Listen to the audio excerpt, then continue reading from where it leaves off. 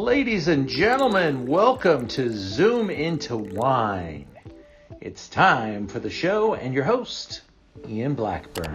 Good evening, everybody. Welcome to Zoom Into Wine. It's Wednesday night at 7 o'clock, and we hope that you're doing well. Grab yourself a glass of wine tonight. We're just talking about some fun stuff together, and I'm letting everybody come online here for a minute. It's just going to take a minute for us to get together. Hi, Ian. So good to see you. Hey, Lily. Good to see you too. How are you doing up there? I am doing great. Good to see everyone. What fun. What fun. I usually have a standing other appointment on Wednesday nights. I never get to come, so I am so happy. I'm playing hooky tonight. Cool. Okay, wait. I got it. I'll be right back. I need to get some wine. All right. Nice. I'll be back. I love the background, by the way, too. The bridge. I know. Isn't my view amazing? Gorgeous. It really is. That's her. She lives right next to the bridge. Yeah, anybody can have this view. All right. Well, let me see if there's anybody else struggling to get on. I just want to make sure we're all in good shape.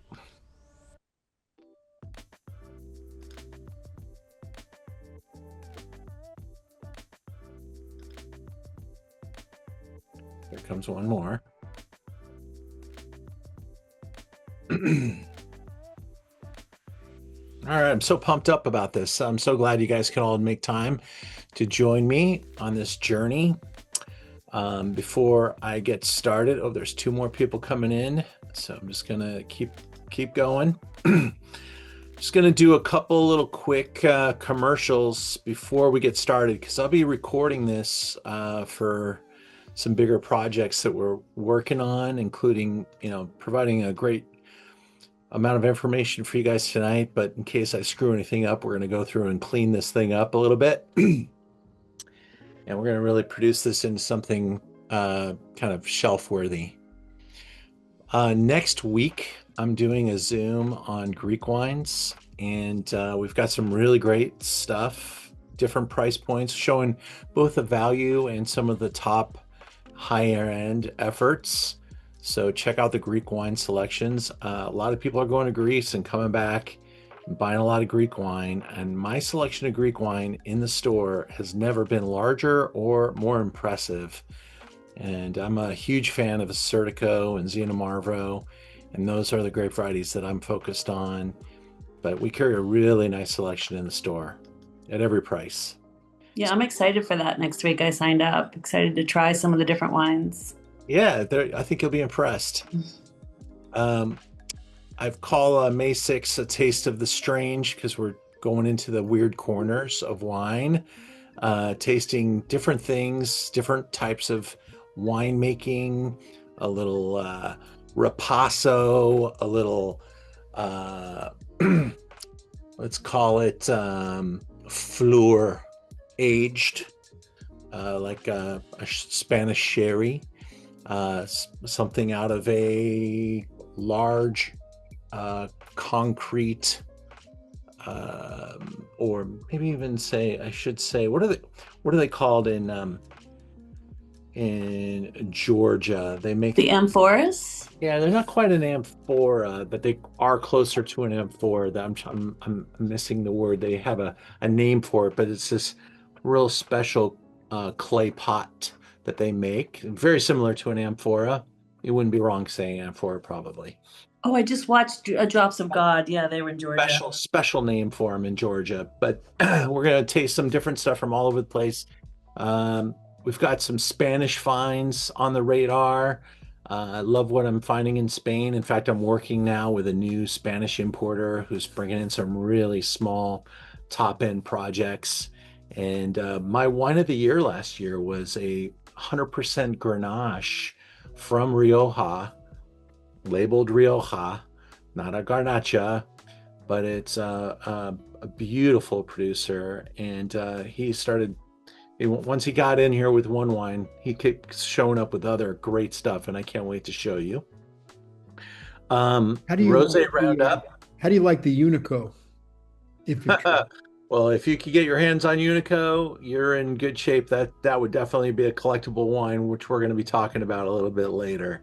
Yeah. But yeah, Have- Unico is the standard of collectibles for Spain for sure.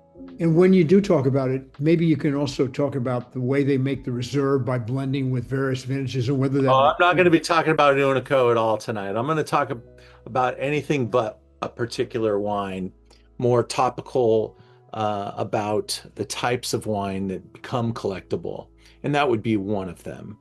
Hmm. But we're going to get into Contemporary. we're going to get Contemporary. into. Hold on, guys. Let me finish. Let me finish.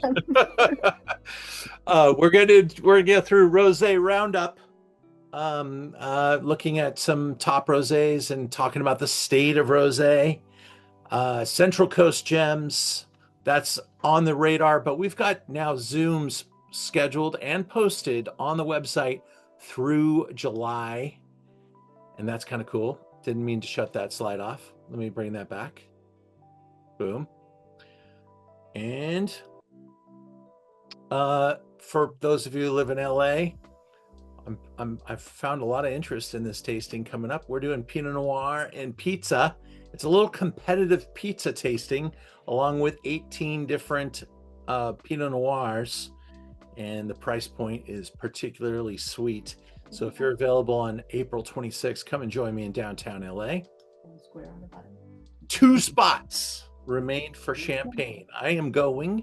We've got an incredible itinerary, including Dom Perignon on the lineup and some really special appointments. When we go, we really work hard to make the appointments just stuff that you just cannot do if you're going in there, buying access or anything like that. We've got the executives and owners and winemakers coming out to see us and really doing some special stuff for our small group. We take only 10 people, so we got 2 more spots available if you know anybody who wants to go to Champagne. November 1 through 7, information at learnaboutwine.com. And our trips continue to take shape. We're now starting to plan 28, but here's our calendar for 27. A lot of domestic and a couple of really cool foreign excursions, including New Zealand, Spain, and Barolo in the year to come. Here we go. Hannah, we're getting started. We're going to start clipping this at this slide here. Welcome everybody to Zoom into Wine. It's 7 o'clock. We get together with great people from around the country every week to talk about wine and topicality, people, wineries, places, grape varieties, sometimes introducing different winemakers, wineries. But tonight, we're doing something a little different. We've got this complimentary session on how to build your wine collection. I'm going to take us through a big series of slides, and I'll answer questions as fast as I can, everybody. But if you could put them into the chat, that would be helpful. And here we go. Thank you for joining us. First, about myself, I used to work in the fine restaurants in Los Angeles. I worked in some not so fine restaurants. My first restaurant job was Sizzler back in the day. All you can eat shrimp was the rage. We got through that, and I made it into a 50s diner when I was 19 called Rose City Diner. I had big hair. Then as I got towards graduating with my degree in hotel and restaurant management, I was able to get an internship, and there were 100 jobs between those that I don't really talk much about, because when you're young, you change jobs with the wind, and I did. I ran with the wind and a pack of people that we opened probably 30 restaurants. And I finally made it into a management intern program as I graduated from Cal Poly Pomona, placed at Checkers Hotel in downtown LA before they really completed the whole project, and got involved as a management intern, The general manager of the hotel said, Ian, if you're going to be a great hotel general manager someday, you've got to have great food and beverage skills. So he put me into the food and beverage department. I helped with catering. I helped with room service. I helped with the front door of the restaurant, being the maitre d'. And I became involved in the wine program because they had no cost control program set up. And I put one in place, and the general manager was so impressed with what Cal Poly gave me the skills to do, that he said, hey, I love this cost control project you put together. You're in charge of the wine program. I was told what to buy by the very experienced sommelier, but I worked with all the vendors. The sommelier was up in San Francisco. I bought the wines that he told me to buy, and we put them into the wine storage, and we numbered everything and did all that work. And then the wine vendors started to come and visit me, and I realized how incredible these people were that I was meeting about wine. And that's what really brought me kind of into the fold. I'm like, these people are the coolest, most interesting people. And I love the storytelling aspect. And they're teaching me every week when they come and bring some great wine. So that's why I entered into that realm. I eventually made it into working with Patina, with Joachim Splichal, when it was named the best restaurant in the world, or in the United States, that is, and had certainly nothing to do with me, but I was there, and I got to see what excellent means. And I also learned a ton. I got kicked around every night by that madman, but he was so good at what he did, and it was an amazing adventure. And after I left Patina, I became a wine salesperson for a then company called Young's Market Company. It doesn't exist anymore. They got purchased by RNDC, which doesn't exist anymore in Los Angeles or California, but it was the biggest and the best. And I got to work with them, and it was a ridiculous, fantastic journey. I ended up working for Co-Brand as the West Coast Key Accounts Executive, and that's all parallel to my walk with Learn About Wine and my classes that I taught. That was a hobby. Never did it to make money, still don't make money, but do it because I love it, and I would do it for free if I could. I still believe that, and I wish I was wealthy enough to do it for free, but just not the reality. So I enter into tonight's program, being in the wine business now over 30 years, and have received over 1 million visitors to our events and classes and sessions over those 30 years. Over 100,000 people have taken my wine camp class, and we continue to build off of that, and we have some big plans for that later this year. Still see people coming on board, so we're now entering into the slide definition of terms. What is wine collecting, I should say, versus a selection, wine selection? A lot of us at home have wines. You walk into a restaurant, they have a selection on their wine list. A collection is stuff that a restaurant doesn't want to sell.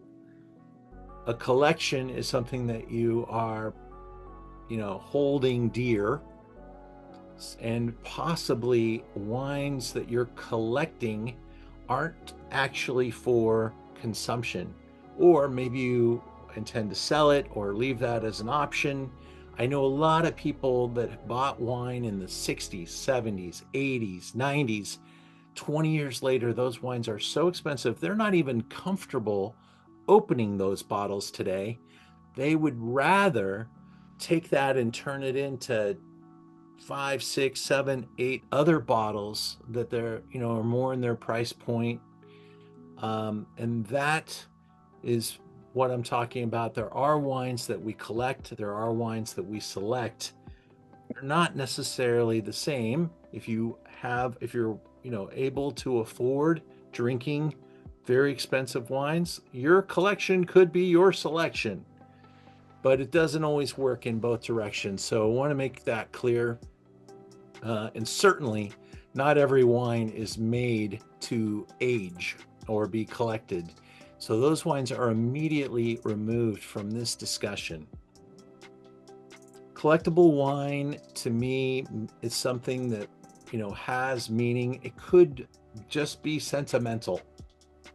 Some of us inherit wine. Some of us are gifted wine. Some of us do actually wish to purchase some great wines to be very proud of.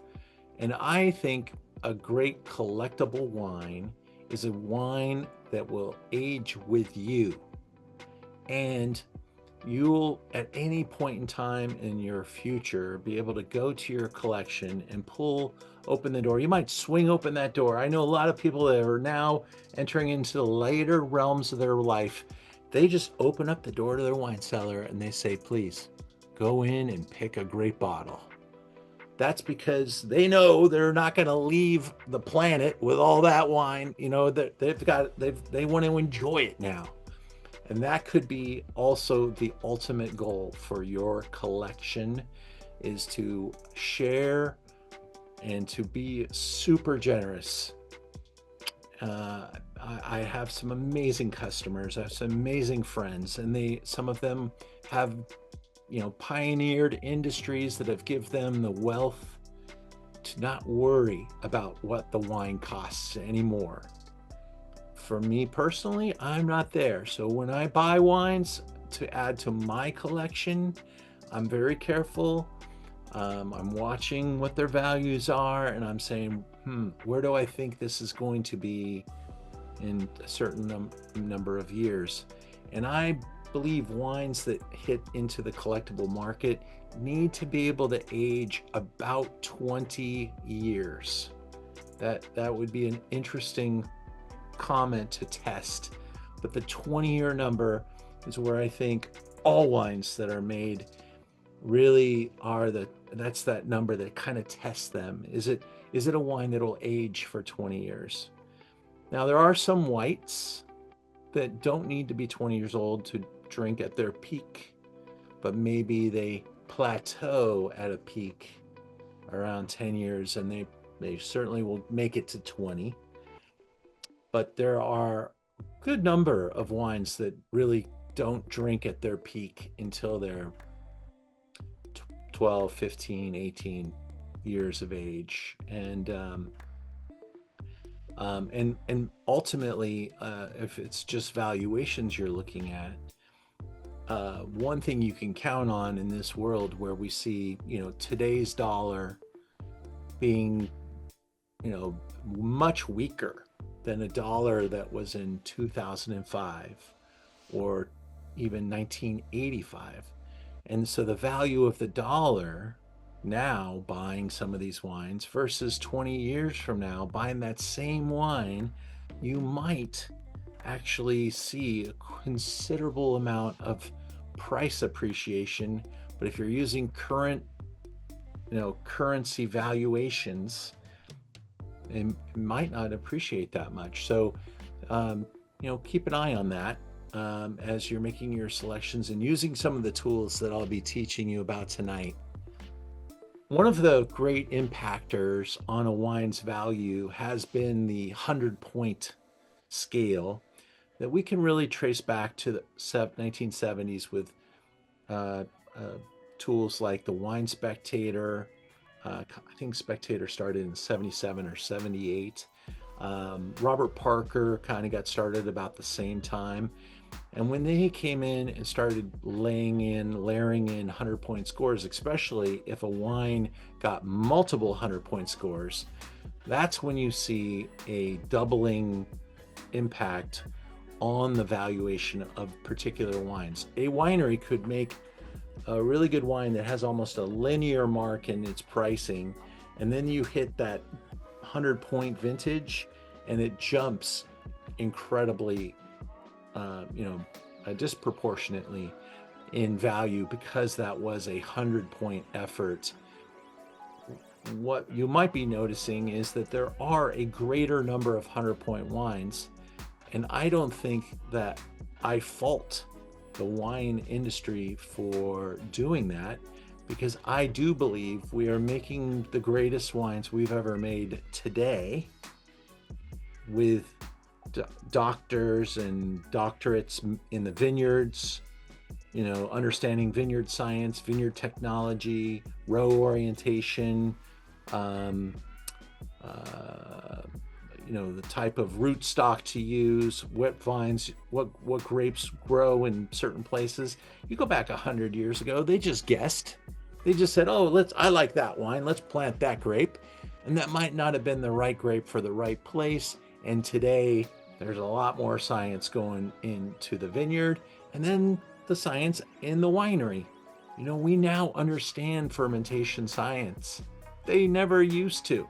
It was total speculation. We now understand temperature controls and reduction versus oxidation and lots of things that we do to wine that's made wine healthier, safer, better, all at the same time. And that's why we're getting so many 100-point wines. Don't blame the critics. There's more critics and there's more 100-point wines. And we'll probably continue to see those numbers rise and the number of critics increase, because there's a spot for all of them, especially if they're good. So when I talk about collectible wine, I think first about producer, okay? Then vineyard, then vintage. And then if I'm buying an older bottle of wine, I'm looking at the condition of that bottle. Very important, these terms and stuff. I'll break here in a second and ask any questions you might have. But again, if you want to throw down a question into the chat box, please do. This is your Zoom. We're all here, and I want us all to learn together, learn from each other, learn from the discussion. Auction markets. Okay, there are auction markets. Every day there's an auction somewhere. There's local auctions, international auctions, big auction houses. I actually buy more wine from small auctions around the country than I do from the big auction lots, because those small auctions have some pretty interesting wines and probably fewer high-end bidders that even know what's in those auctions. And I find some interesting stuff there. But the auction market itself is kind of this big umbrella. And there are now some tools that you can use if you want to subscribe to some of them that kind of tell you what some of the wines are going for in auction. They gather this data and they start to notice some trends, and they start to publish trends showing which wines are increasing in value, decreasing, But one thing is if you're buying wine for a short-term gain, that's a pretty risky adventure. If your horizon for wine is 10 plus years, I think the risk comes out. There will be a higher high in 10 years, I believe, especially when we're talking about collectible wine. I do also think in this moment, we're going to see almost a very similar type of reaction in this moment that we're seeing in the economy. They call it a K-shape, right? The very best keep going up like this, and the rest are going down like this. And that is where we're at. So these collectible wines make the upper realm of the K, and that's what we want to be able to collect for the future. If money is your object, okay? Let me always be clear about that. Some of us just want to collect what we are going to drink and what we enjoy, and those might not all be on the upper side of the K, and there could always be a good window to buy those. And that's where my point is, that these upper K wines, they may not be likable, and they're certainly probably not ready to drink. That's the irony of wine too, is that a lot of wine that's out there is made for tomorrow. And there's so much pressure on producers to make wine that people can open today and be collectible. And honestly, I think that's a great separator. If you're making wine to be enjoyed today, I wonder how collectible it could be. And that might be, putting the needle in the thread very carefully. But I do believe that collectible wine needs to have the spirit where they can make it and release it, and it's not ready yet. The best days are ahead. And I can point out some great areas that would be in. Just topicality. Look at Brunello. They release that stuff when it's 5 years old because that's the law. They can't release it until it's 5 years old.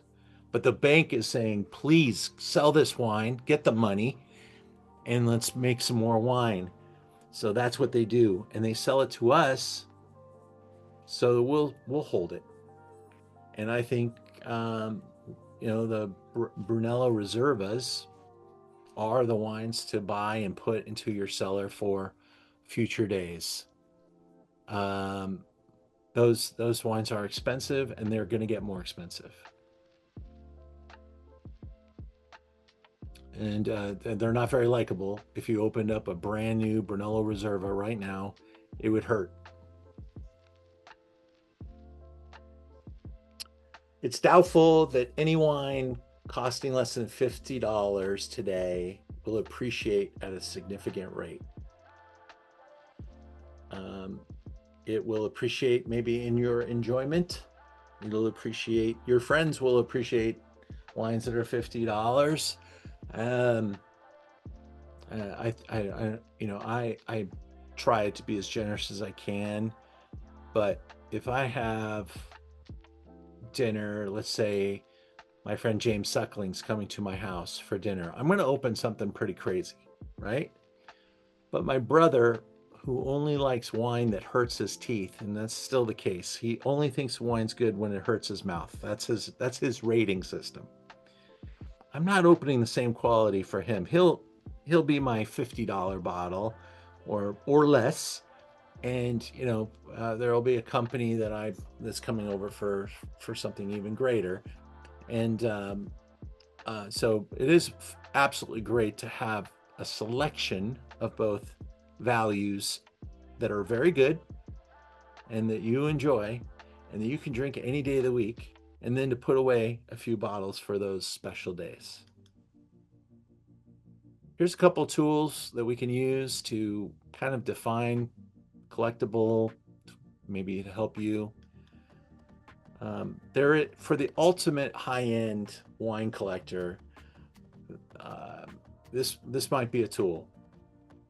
It's called the Wine Market Journal, and you can look online and learn quite a bit. They're getting the data from the major auction houses, and they're tracking and they're creating lists of wines that are performing. It's almost like a stock market thing. This one's up, this one's down, and it's kind of like month to month. And there are trends in wine that can change. They're not forever trends. They're this week's trends and this auction's trends. And maybe it's this continent's trends and it's this seasonal trend. So be careful, because the long-term trend for great wine is like this. And I'm telling you right now, even in this market, long-term, wine is going to the sky. This tool, Wine Searcher. I know a lot of you on your phone got this app that you could take a picture and it's easy to use. But that app, I don't even know what it's called. All they want to do is sell you the wine. Okay, they're the retailer. And you got convinced to put that app on your phone. The app you should put on your phone is Wine Searcher, and they're not paying me. I actually pay them. This is a great tool. I use it every single day, as does probably anyone in the wine trade. You put in the name of the wine, or you can take a picture of the bottle, and it lists by price all of the stores that carry that wine. And I pay for the Pro edition, so that I can even say, hey, I only want to know of the stores within 10 miles of me, or only in Los Angeles, or around my zip code.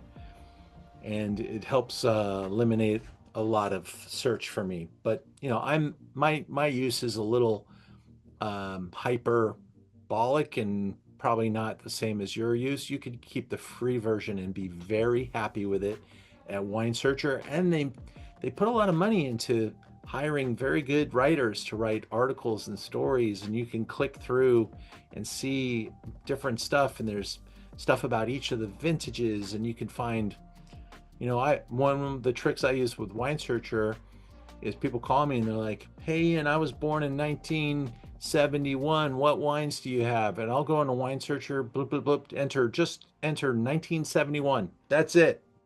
And it'll list everything that's available from 1971, and you could find a birth year wine.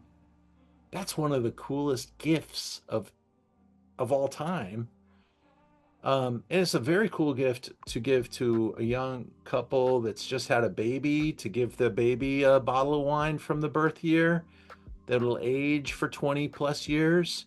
That's a great gift too. And they're very inexpensive when the baby's first born. It's expensive to go and buy a 21-year-old bottle to give to the baby when they're 21. So give it to them now, let them keep it, and teach them how to store it. That's my advice. Oh, here's a picture of Cellar Tracker. This is another website. I do use Cellar Tracker. I keep my very best wines in Cellar Tracker. I have like 2 storage areas. One's like a shelf where that stuff that's going to get drank soon. I don't bother putting that in Cellar Tracker, but collectible stuff I'll put in Cellar Tracker. If you start getting like 50 bottles in there, they'll start sending you emails like, hey, maybe it's time that you pay for Cellar Tracker. Give us a donation. But it is free to start. And here's what's cool right here. These are the reviews that you can start to see, and you can click and say that there's some of them might have 10,000 reviews, and you can review the wine yourself. And what it'll create is a aggregate score, the CT score up here in the corner, that even Costco is starting to use in the store to tell you how good the wine is. The Cellar Tracker aggregate score will, I believe, be as important, and probably already is, I've been saying this for a long time, as important as the James Suckling score. Because maybe James gave a wine 100, and 10 years from now, people are like, I don't understand why James Suckling gave this wine 100. I'm giving it 89. And you go to Cellar Tracker and it's got an average score of 91. Maybe that's not the great wine that he thought it would be. He put his neck out on a to get chopped off when he gives it 100 points. So some of these wine reviewers do risk their reputations when they do that. And sometimes they'll even admit it themselves, like, hey, this wine did not age as well as I thought it would be, and here's my new score for that wine. Cellar Tracker is very interesting, and you can also learn some things about price points. There's some little chat rooms and stuff in there that you can maybe even find someone who has a bottle of that wine, and be able to purchase it from them, or offer to purchase it from them. I'm not sure what they let you do anymore with that, but at one point in time you could do that. Okay, so one of my words of wisdom or advice, simple advice, maybe common sense, is to be careful how much likable wine you start to collect. The average person that calls me to help them eradicate their wine cellar is a male who started loving, all of a sudden got introduced to Cabernet, and all of his friends had an amazing wine selection. So he went out, started buying up every great Cabernet, joined wine clubs and got boxes of that stuff delivered. All of a sudden, 10 years go by, and he's got 1,000, 2,000, 3,000 bottles of the same type of wine. Got to be very careful to not let that happen.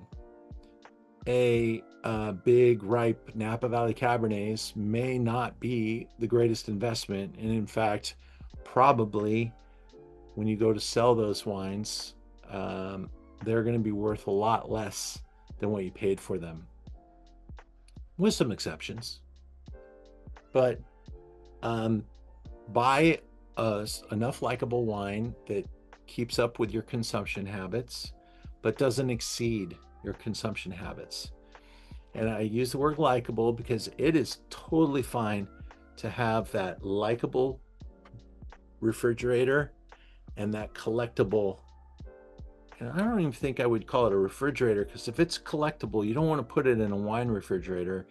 You probably want to put it in off-site storage, like my friend's Ideal 55, where they've got a couple different locations, and there's other wine businesses like this, where you just rent a locker and it's not in your house, and it reduces the temptation to drink that stuff. It also keeps it 55 degrees without loss of, and the humidity numbers are good. And it doesn't cost you anything in electricity or valuable space in your home. And sometimes the electricity will cost you as much as the wine locker. So keep those things in mind when you're storing wine, and keep your likable wine modest. And remember that our California, here in Los Angeles anyway, those temperatures are way too warm to keep your wine out in the light and in the heat. And the best place to store your wine is someplace cool, dark, and out of eyesight. Even the likable stuff, because it might take you a few months or a year to get around to drinking that bottle, and you know, the keeping it out in the heat can damage it. And if it's 100 degrees in the summer, what is the temperature in your house? The wine should not fluctuate more than 10 degrees. And we recommend storing wine at 55, so that means 65.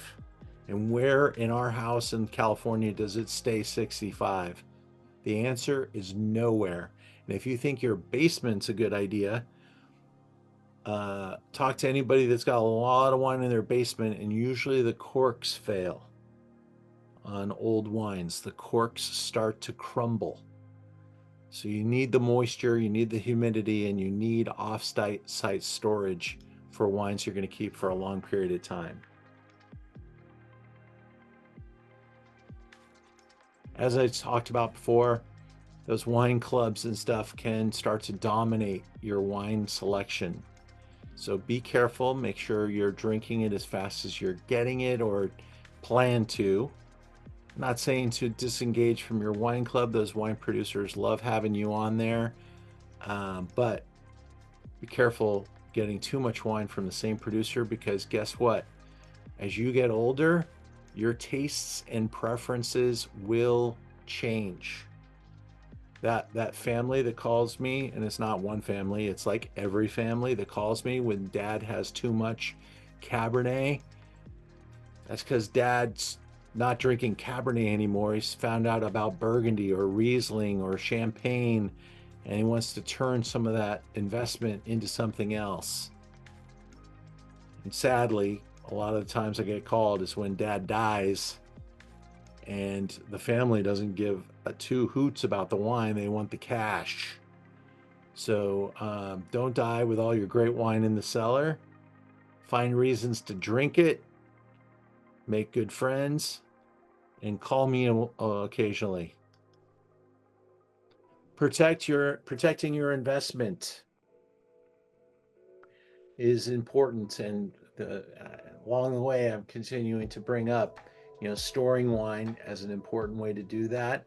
When we go pick up wines, the auction houses will notice where the wine's being stored, and they'll make that note in the auction notes: was stored in a off-site wine storage, was stored under the house.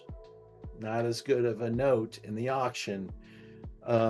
So just keep those types of things in mind if you're selling your wine. So again, to recap, some of the common errors and pitfalls: not investing in proper storage, not keeping your collection organized, paying too much attention, paying too much for your wine. Oh, that's not a good one. There are moments in the curve to get pretty aggressive. And what I'm talking about is that wine is very cyclical, kind of goes around, and once in a while you'll see wines go up in value, and then you'll hear about how wines have gone down in value. And I'll give you an example. Last year, the 24 vintage in Bordeaux was pretty horrifically reviewed, and the world did not buy any futures in the 24 vintage. And when those reviews came out last April, all Bordeaux, from the 1982 vintages that used to be $1,000 to $2,000, everything went down 25%. And what a great moment to start, collecting some great Bordeaux. And I'm not necessarily even recommending buying new vintages, because sometimes you can go and buy someone else's blood, sweat, and tears. If the new vintage is $500 a bottle, and you can find a 2005, a 2009, a 2010 at the same price, I would recommend that. If the wine quality is similar, yes, we're making better wine today, but you will want to wait 20 years to sell that wine, and those 2005s will keep elevating for quite a while. If you're going to drink it, maybe you buy something even older.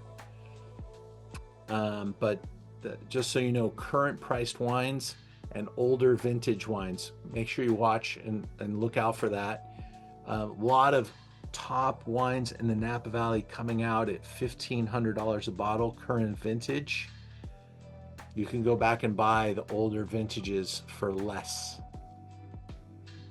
So check that out. And that's not a good indicator of quality of your investment. If the older vintages are more expensive than the current vintage, then you got some upside. Keeping track of your inventory, or not keeping track of your inventory, one of the two, both of them can make a pretty big difference. And by the way, the Cellar Tracker app, once you load the wine into Cellar Tracker, will give you a current day valuation. That's a tool they offer. And just like opening up the stock market app on your phone, some days you open up your Cellar Tracker app and the value of your cellar is, ooh, look, it's appreciating. That's a nice feeling.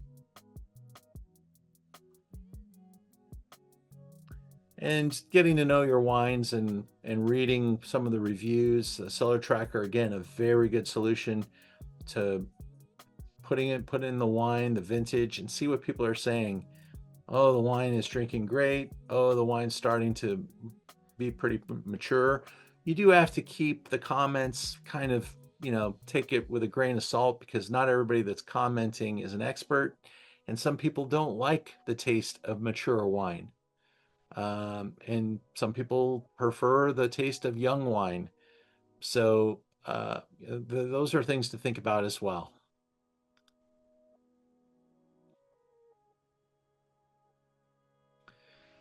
The diligence of looking up market prices for wine could be as easy as going to Wine Searcher. You don't have to subscribe to the expensive auction magazine. Wine Searcher gives you a pretty good indication. You might find an old retailer, an old vintage wine, and it's at a low price, and you're like, oh, look at that one, super cheap. Well, there might be a reason why that is super cheap, and that could be about the condition of that bottle. You know, as they say, if it looks too good to be true, it might be. So be careful. It's especially true with wine. There are great vintages in wine, but when wine gets old, it's about the condition of that bottle. And bottle condition is really important to pay attention to. Established and trusted merchants, and I'm not just talking about buying wine from a store that you trust, but making sure that the wine itself is coming. Potentially you could even find out, when you get into the real high end of the collectible market, there are licensed importers. And if they're sending that wine to America, the name of that importer is going to be on that bottle. Okay. Some wine is brought in through what's called the gray markets, and those wines are purchased in other countries through speculators going in there, filling a container or a couple of boxes with wine, shipping it back to LA. Maybe the currency made that work, whatever. And that wine ends up in a wine shop, and it's, got some different stuff on the back, and it's not the original importer or the licensed importer. Sometimes the wines are counterfeit, and sometimes the wines are not been treated the way you would want this wine treated. That the journey from the winery to your wine cellar, that provenance, as they call it, that journey is sometimes as important as anything too. And when you're buying wine from the legitimate importer, that's their job, is to take really good care of that wine. And there are some great things to learn about that. And at the very high end of the market, you could take a look and do your diligence and just find out who that importer is. One brand at a time. It can be a little cumbersome, but that is part of the formula. Make sure that when you buy or you get your bottles, especially collectible bottles, that the bottles are in good shape. You want to do everything you can to protect the label. You might even want to put the bottle into some sort of a plastic bag with a little rubber band at the top, not to impact the capsule, but just to protect the wine, and carefully insert it into a wine rack. If you hit the metal bars of the wine rack, you could scrape the label. And in an auction environment, we'd have to notate that there might be damage to the label or damage to the capsule. When you're buying older wines, you can see on the capsule if the cork is pushing or pulling. Those type of things are denoted. I never buy a wine that has a pushed or a pulled cork. I would rather have a damaged label. 100 times out of 100, you can't drink the label. A pushed cork or pulled cork are because the temperatures have been extreme, and it either was warm enough to push the cork out and then got cool enough that once that cork gets pushed up and the internal temperature of that bottle gets cooled down, it sucks it back down, and that really breaks the bond in the cork and the neck of the bottle. Great idea to take your receipts, put it in with the wines into a folder. Authenticity, tracking records. How much did I pay for that bottle? Some people are really good about putting that information in the seller tracker. It's even better if you've got the original receipt sometimes.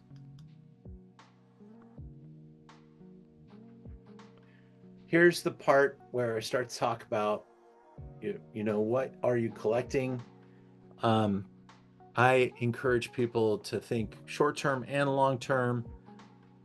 Have the likables, have the dailies, and in your collection, maybe diversify a little bit.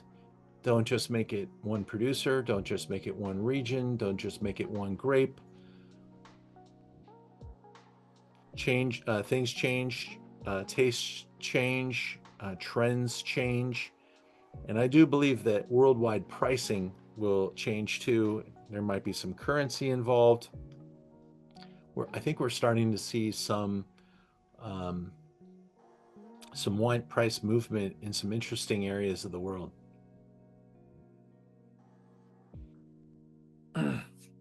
So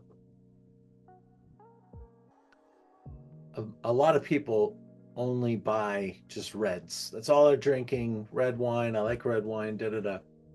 And I always quote Hippocrates said, "Drink red wine for your heart, white wine for your liver."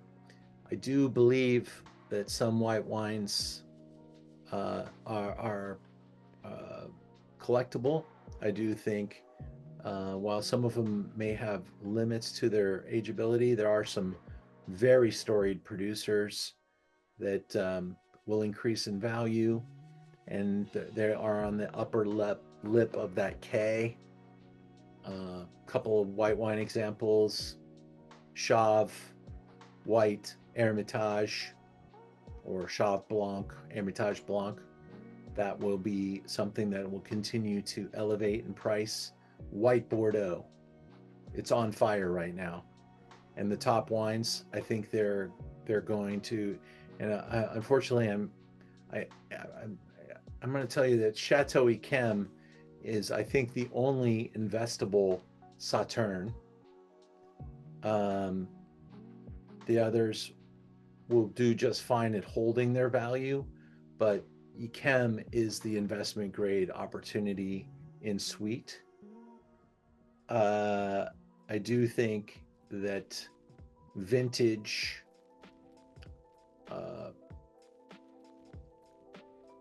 I'm talking about white wines right now. Grand Cru Burgundies. I think that buying those in a dip, because there is about to be a pretty good dip coming, I think. What has happened over the past 10, 15 years is an enormous increase in values, and the importers are taking bigger margins. The quantities are getting lower. The prices keep screaming up. Tariffs just sent them to the moon. They stopped. And I think over the next year, maybe they can get their legs back and they won't dip down in value. But typically what happens about now is you start seeing a decline in pricing. Because what will happen is importers will own the wine. I got a bottle of water here. They bought it. And this is sacred. Everybody wants it. And I'm like, oh, nobody wants it. Then the next year, they won't buy it again. And then the producers back home are like, oh, they still have the last vintage. They didn't sell it. They're getting backed up on inventory. They're going to come in with price cuts. And retailers do the same thing. They buy the inventory. It's not moving. They march it up a little bit more than they mark up other wines. They're going to slash those prices. I expect a 20% decrease in the price of Burgundies, with some exceptions. The ultimate collectible stuff, that's not going down. Can't keep that on the shelf. But there will be an enhanced set of what is collectible in Burgundy. It's, there's kind of like the upper 1%, and then the next 5. We're going to get into the 5 to 10 percent of the producers that will be in that collectible set, and they're top scoring and probably some of the oldest houses in Burgundy too. Did I cover all the points on that last slide? Essential wines to include in your collection. Birth year wines I just told you about, really fun. That's great for you. Can also be great as an investment too. Seeing great vintages coming is kind of a fun idea. You know, here we are, it's 2026. If I was smart, I would have probably taken a bigger position on 66 vintage Bordeaux's, which I think are fantastic and probably have a lot of price appreciation. But what is price appreciating at an incredible rate are the 1960s California wines. That $8 bottle of Inglenook is now worth between $300, $500, maybe as much as $700, because those wines drink like rock stars today. A lot of the 70s Bordeaux's were dismissed summarily by collectors, and people are opening these wines today going, 75 was pretty great. 71, maybe even better. 74 might be better. You know, there's some argument now about some of those 70s vintages. And by the way, 70s California, 74 California high-end Cabernet going to Pluto. It's Heights Martha's Vineyard's over $2,000 a bottle. There's old people that have these wines in their cellars that don't even know. I don't care what 74 Napa Cab you have. It's probably worth a hell of a lot more than it used to be, and it's going up. I know I'm kind of going all over the place, but I'm just throwing down a couple of examples here and there. Understand which wines don't improve with age is an important part of collecting wine, and you know, ageability. In general, bottles of wine to me under $50. You're looking at white wines that age 5 years and red wines that age 10. If they're you know, worth more than that, you still have to be concerned. Categorically, there are some wines that aren't known to age well, and that's not changing. But then there are some that really do improve. You know, 40, 50, 60 years of age, people are still loving the wines. Wines like Barolo. Barolo is one of the most underpriced wines. The great Barolos, by the way, not just every Barolo, but great Barolo, I think 10 years from now will be double or triple. Great Champagne they've gotten so expensive, they're going to get more expensive. The great champagnes and vintage is what I'm talking about. Whenever possible, collect vintage champagne. I just bought a 75. I'm going to be pouring at my dinner at Providence in June. 75 Krug. I believe it was the #1 wine in the world. And I found a unicorn beautiful bottle. At Providence, I showcase 8 wines that are unicorn, and the price reflects that. It's not, people fly in from all over the place for these dinners, and that's really cool. If I do a good job. If I don't do a good job, the dinner gets canceled, and you don't hear me brag about it at all. Optimal drinking windows and wines values. There's a lot of information online. Everybody's got an opinion. Your opinion's your opinion. So be watching, reading, collecting information. My mother, she is a wonderful lady. She doesn't drink very much wine. She actually just wants to have some nice bottles for when friends come over, but not enough friends are coming over. And now she's got a really nice collection of 10, 15-year-old Pinot Grigio. And that's not okay. Those spoil, they age out, and they move into unusable. You can't sell it. It's just waste. And I told her long ago, I said, Mom, Dom Perignon, buy as much as you can and just have a bottle or two, because Dom Perignon is the ultimate wine to buy and be able to store, and every 10 years it doubles. And I still think that's in place. It will. Okay, we got some questions in the chat before I go any further. So let me break up and talk to you guys and see what you guys are thinking. And also, I want to hear at this time in the chat box what you guys are drinking. If you're drinking something, tell me what you've got in the glass. Barry Groveman, thank you for your comment. Providence statement. Yeah. Barry, that's a great question. Who monitors it? Going forward is what I can talk about, because in the past, all you can really do is speculate by looking at a bottle how well it was taken care of. And one of the judges, this is my first bottle of wine that I got when I was 7 years old. It was an 1840 port. How cool is that? My dad brought it home from a dinner party.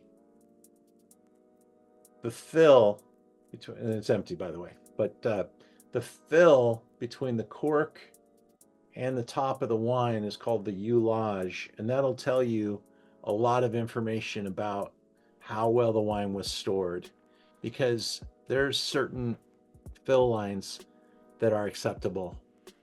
And if the wine's 50, 60 years old, it could be down into the top part of the bottle and still be totally acceptable.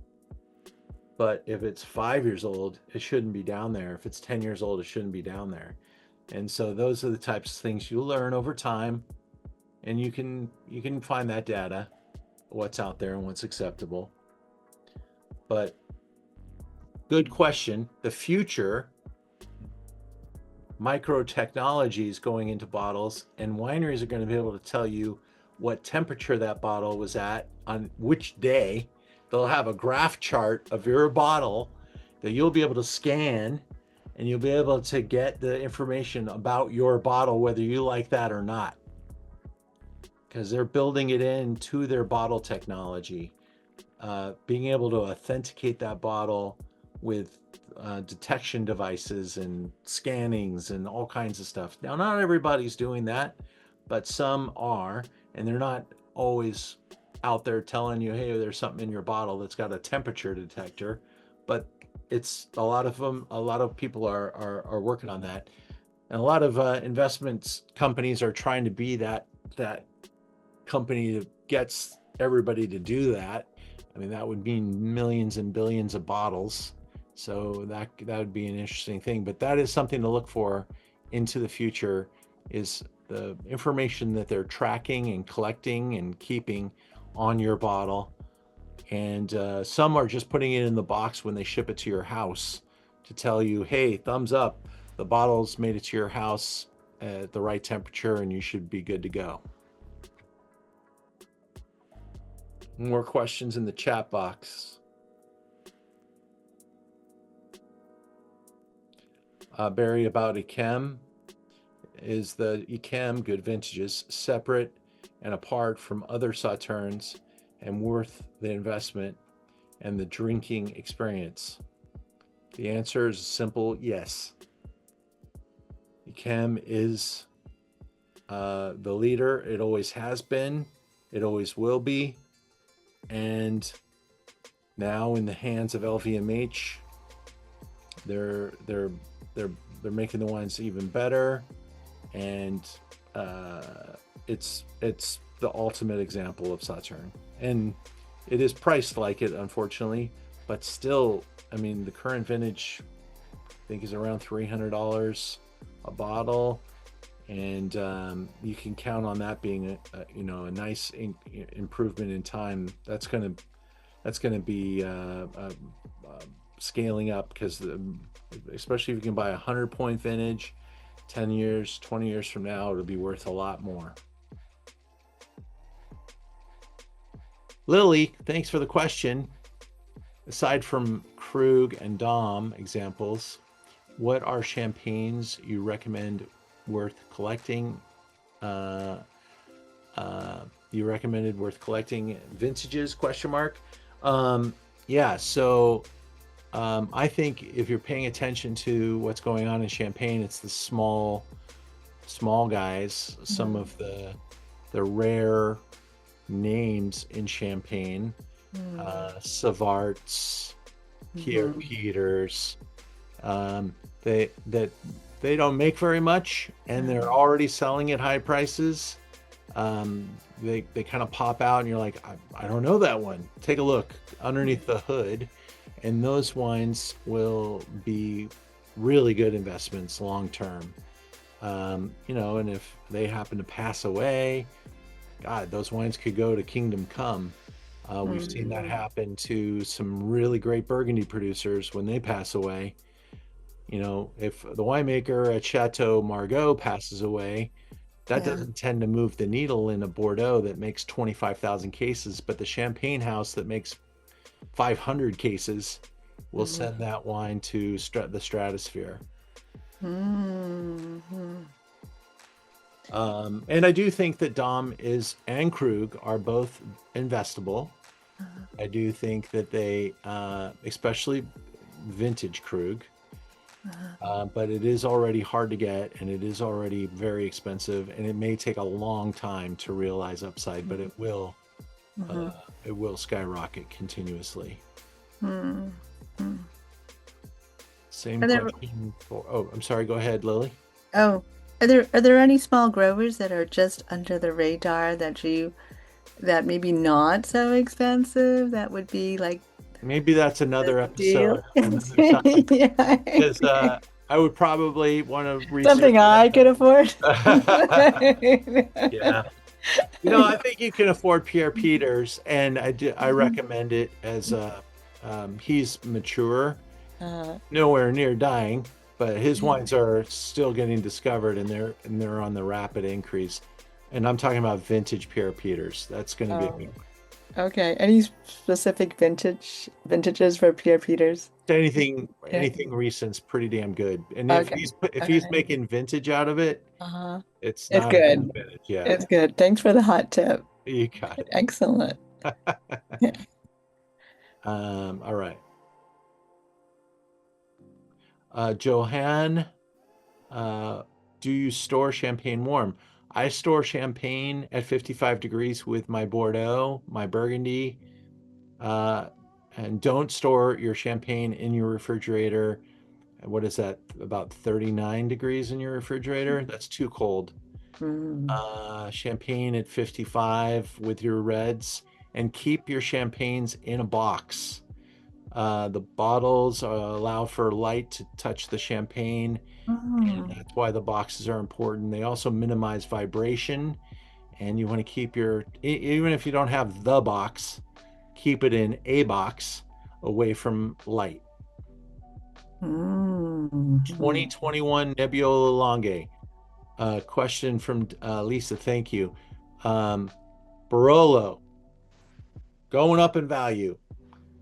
But it needs to be from a good producer, and it needs to be at least a Barolo, and it needs to be from a great producer if it's only a Barolo.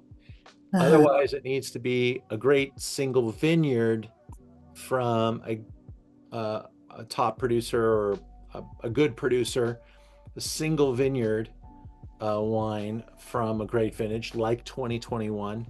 Those will elevate. But Nebbiolo Langhe is made for drinking, and it'll be a great daily wine for us for years to come. And I love having some of that in my cellar for 10 years. That's great.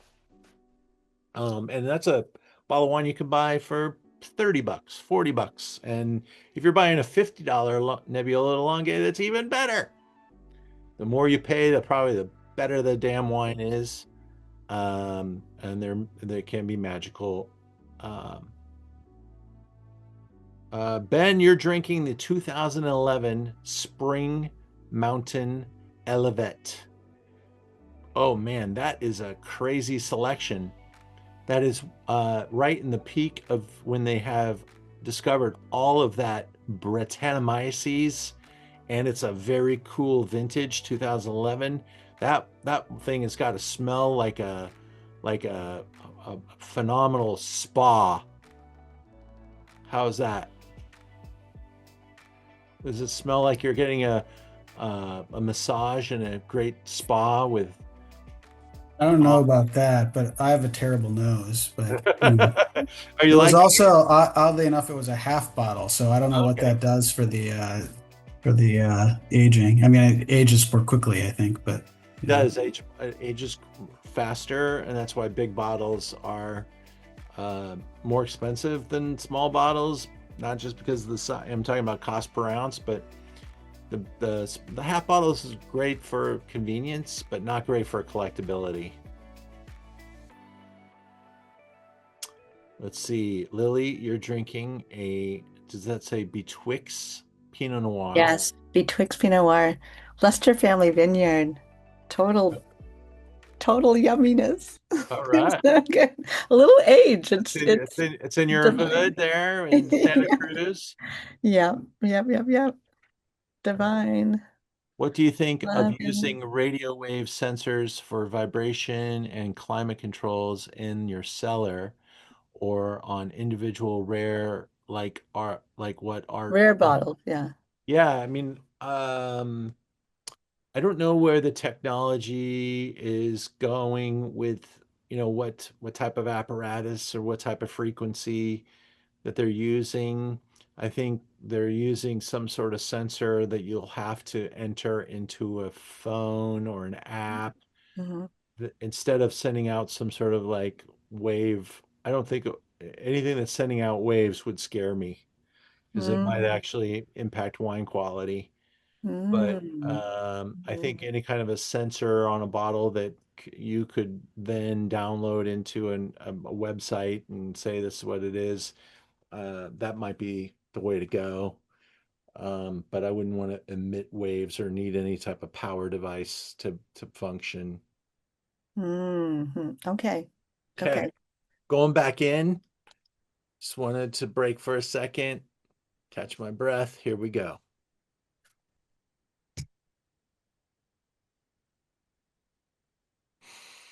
Optimal drinking windows and value. The rule of thumb, more you pay for wine, the longer you probably need to wait to drink it. That stays true to today. And I think you're wasting your money drinking anything great that's less than 10 years old. Mic drop. Reds can last 10 years or more, depending on the intended, like my window's being cut off there.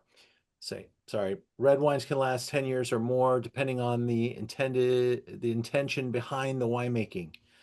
100% self-explanatory. Maybe not.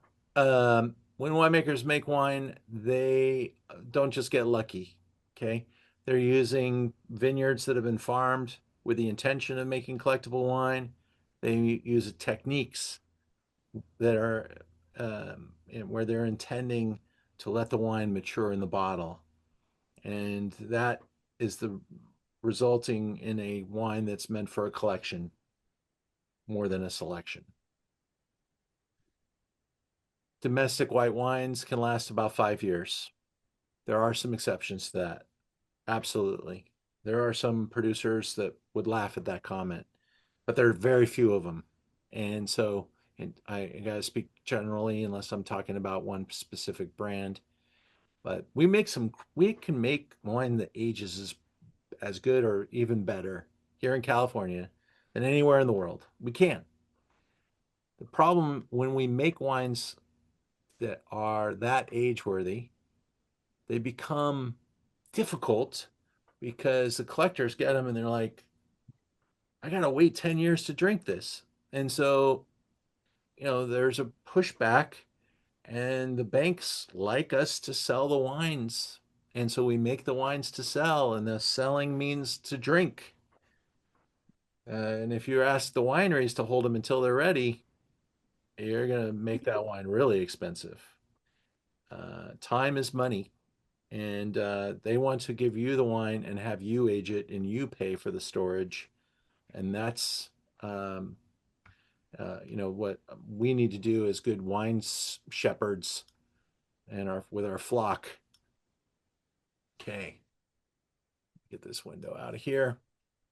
Um, yeah, certain grape varieties are more inclined to age, and certain producers inside of those categories, inside of Burgundy, there are Burgundy producers that make wines that don't accumulate much price appreciation. But probably all red wines from Burgundy are best around 8 to 10 years. Alsace, they age beautifully and great, and they're so underpriced. And this is one region in the world where I think there will be and is some price appreciation for the first time in decades. The wines over the past couple of years from Alsace are the same price back in 2005. They're finally starting to lift off. And if you look at Suckling and all the reviewers that never even rated those wines, they're now starting to rate the top end, and they're going up. They're going up crazy.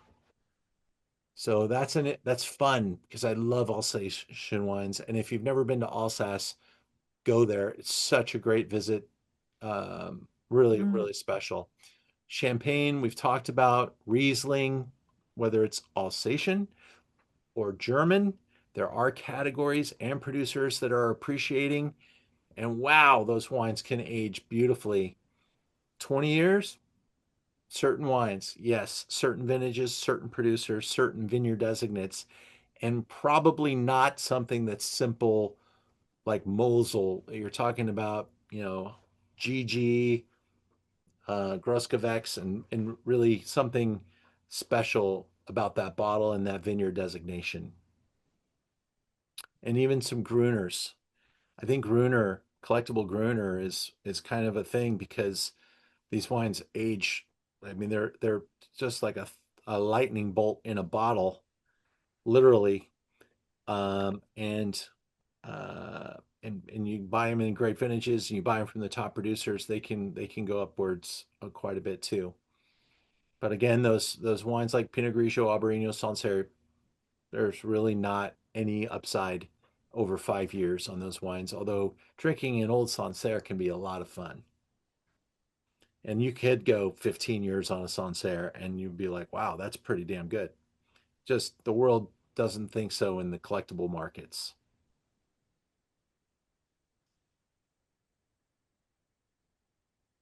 Preventing spoilage and damage.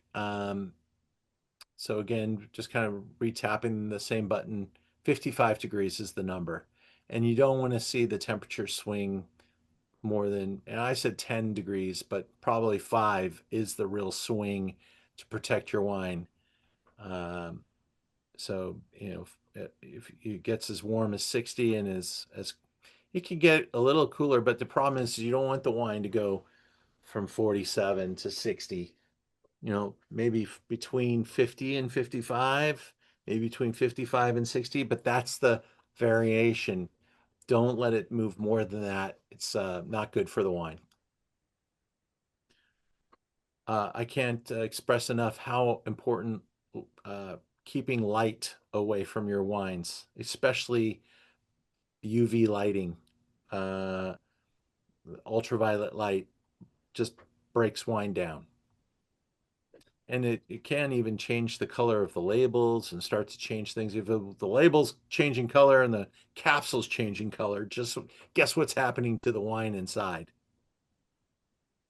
Prevent vibration in storage. That's why those small wine refrigerators, they're great for selections, not great for collections. They vibrate like crazy. And they're expensive in your power bills. Watch your power bills, everybody. That's going to be a big problem for some of us, especially with the growth of AI and the use of power. Some of us are already living in areas where they're building these huge information centers and power is being pulled, and you watch your power bills, and any type of device that's always pulling power will start to get very expensive, and it won't be very long before our power bills become a bigger part of our conversation.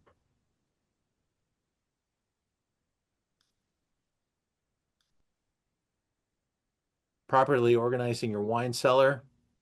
Does your wine cellar need to look like that? Not at all. That's a vanity project right there. Um, but you could stack boxes. You can, I like to see.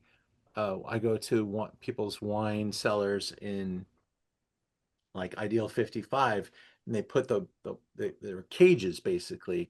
And I love seeing how creative people are getting, and they're using like tubes, like mailing tubes, and they just stack them on top of each other, and you can cut them to fit. You can put a couple bottles in there. You can put a little sign on there. Keeps it away from light. It's inexpensive. The bottles don't get damaged because they're not banging into metal. I think that's kind of a cool way to do it. Mhm. And also the box that it came in, maybe the styrofoam box. Those are great long-term storage. Guess what? Styrofoam has like a shelf life of like 100,000 years. That's why we hate it. But it's also great to store your wine in, keep the temperature moderated, um, keep it on the ground in a styrofoam box, keep your wines laying flat, keep the cork wet. So important. So important. More questions appearing. Tig's drinking 2009 Alexana Chardonnay. I believe that Oregon, Tig? Yes, Willamette Valley. Excellent. Wendy's drinking a 2009 Napa Block Specific Henry Zinfandel. That's awesome, Wendy. Sounds good with pizza too. Um, how do you organize your wine? By drink window? Well, how do I organize my wine, Ben? Honestly, I know what I have. I wouldn't call it organized. I mean, I know what I have. It's just it's all over the place. I guess it's organized. I've got my really expensive stuff at Ideal 55. I've got my stuff that I only have bottles of in a big, huge, super heavy wine uh, storage device. It's old, still works. I'm always concerned that the motor's going to burn out and the thing's going to freeze up or something like that. That's always a danger, but it's it's it's so heavy and it's big, huge wood cabinet that it barely runs. There's Tig's cellar. I've seen that picture before, Tig. Beautiful. The light is usually off. Very good, very good. And that lives, I think, at 56. So we talked already about it, but there are things. I did a video years ago on YouTube about I was paid to do it by Sub-Zero Wolf, the best work you can get when you're a wine guy. But that's also when I had different hair. How about that hair? Different look for me. Here's Ideal 55. Everybody has somebody like them within striking distance of your house. Ideal 55's got a unit in downtown LA underneath the Bank of America building. That's where I keep my wine. It's literally in the original bank vault of the Bank of America building. I think it's about 15 stories underneath the ground. And if there were a nuclear bomb or something of that impact, I'm hoping I'm down there with a wine opener. I've got a wine opener in my cage. because I don't think that thing is moving. It's like if that moves, we're all toast. That's all I'll say. And then they've got a location in El Segundo, and it's pretty convenient. So find a wine locker that you can get to. The cool thing about Ideal 55, it's 24/7 access. Future of wine. What a concept. Current and emerging trends. Tariffs, I don't know. We've seen them kind of go through the ups and downs. I think we're adjusting to the tariff situation that we are currently in. I don't see that necessary. Even if tariffs came off, I wonder if wine prices would come back down. I'm not sure. People drinking less, yes, that is possibly true. We will see a culling of the herd. We'll see a lot of wineries go away. Just remember, if they're on the upper slope of the K, they're probably not in that group. And the ones that are on the lower slope, they better have really good deep pockets to endure this period. GLP-1s, that's hurting wine for sure. Marijuana, that's hurting wine for sure. When booze is good, that hurts wine. When beer is good, it hurts wine. And guess what? Booze and beer are great right now. So wine continues to have to improve.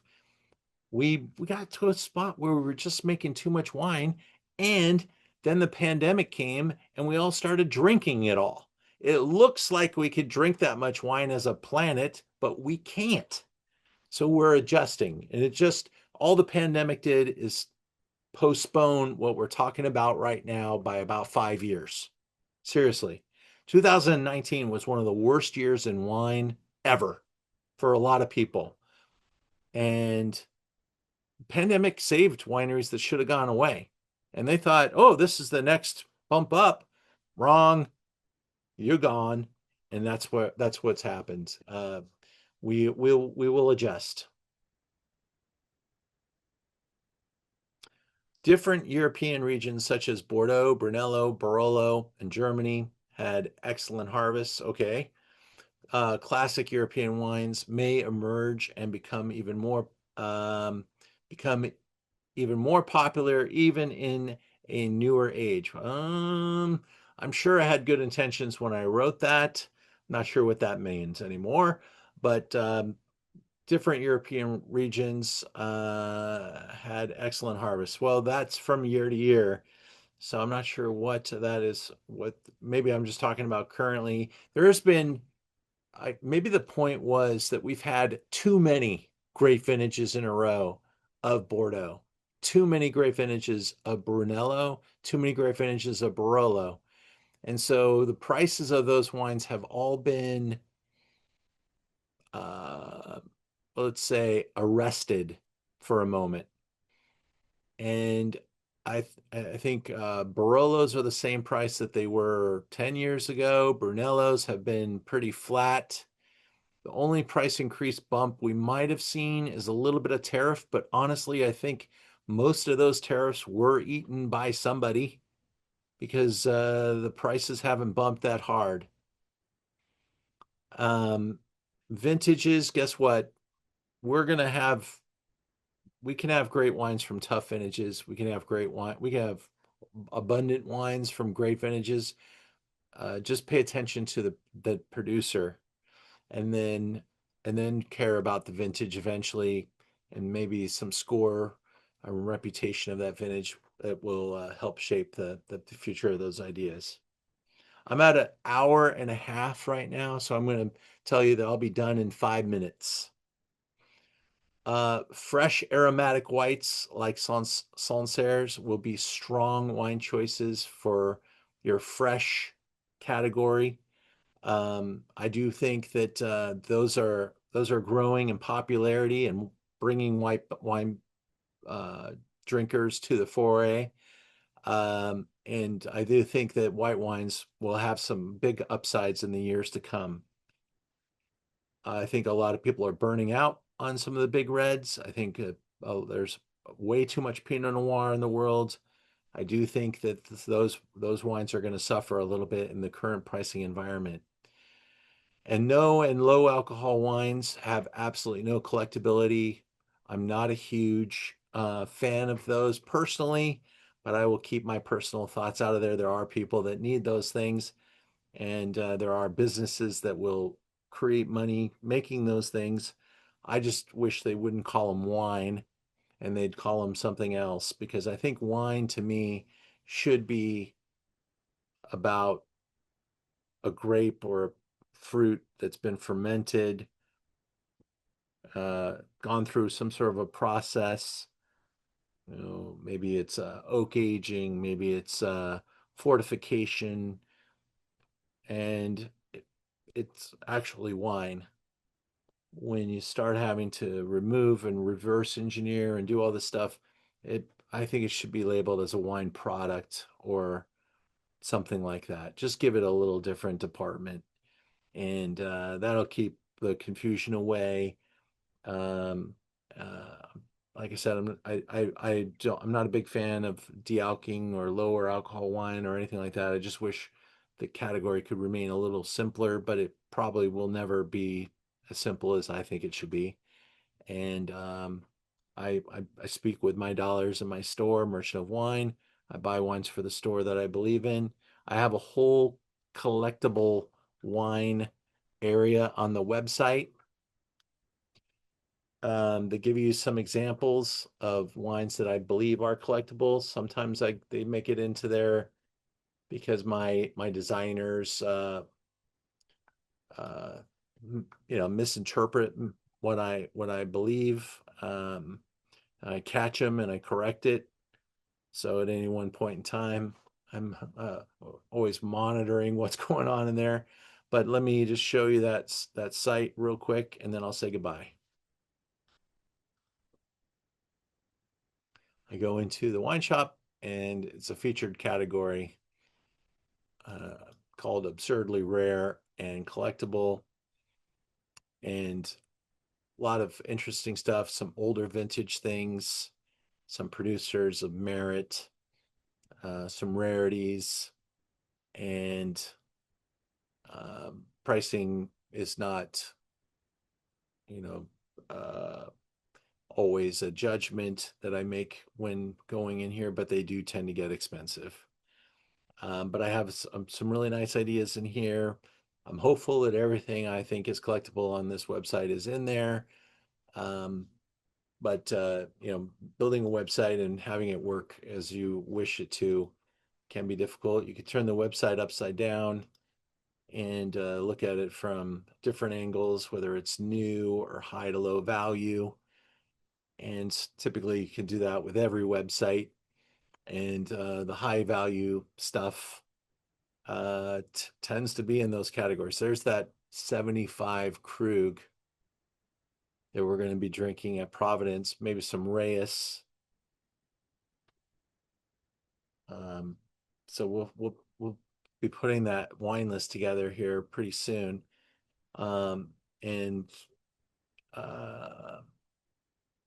Here's a great example of a Riesling that's going bonkers. Trimbach Clos St. Hoon. That's $9.50 because I bought that wine for $7.50. It is I bought it actually at the winery. There's a note with a receipt from the winery. It's handed to me by Mr. Trimbach before he passed away. So I don't care if I sell that bottle. Pretty special. I know I went all over the place, but I hope I got some stuff across. I'll stick around and answer questions and shoot the shit with you. But if you're tapping your fingers waiting for me to end, I'll say goodnight and thank you all.